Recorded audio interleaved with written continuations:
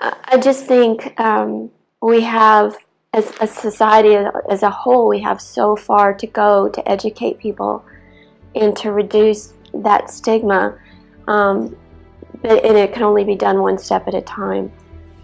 I think that's why what Mercy Street is doing is so important, Right. because it's a place that you're welcomed wherever you are.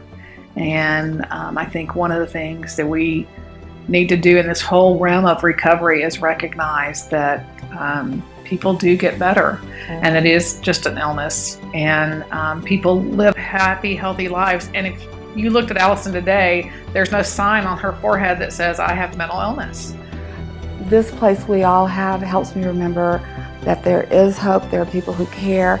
And another thing that's saved my life so many times is to offer a kind word and do some service for someone else. We're involved in Mercy Street now because of our younger son and everything he went through.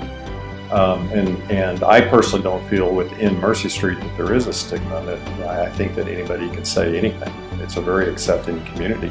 Outside of Mercy Street, it's entirely different. It's the opposite. You can't really talk about mental health issues. I think there's a lot of fear about it, frankly, and a lot of misunderstanding.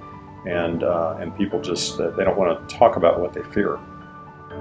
You know, I always feel good after I leave. Sometimes I don't feel like coming over here, you know, but I'm glad I did come over here. I've got a couple of people here I can talk to about problems. You know, we talk about problems.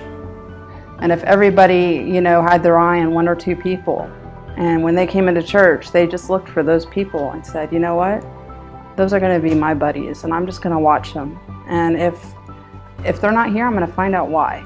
And if we did that with each other, even as a community, we could give so much, just in care.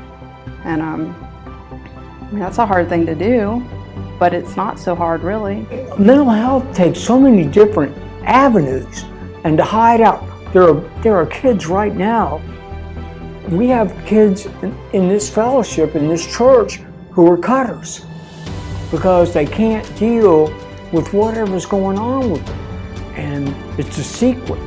And it's a secret not just with them, but I really believe it's a secret in their families. And like this mental health, I am so proud of Greg and whoever else, the guys on the mental health thing that are going, you know what? This is not okay. It's not okay to make people feel like, because society feels like mental health is some sort of taboo thing.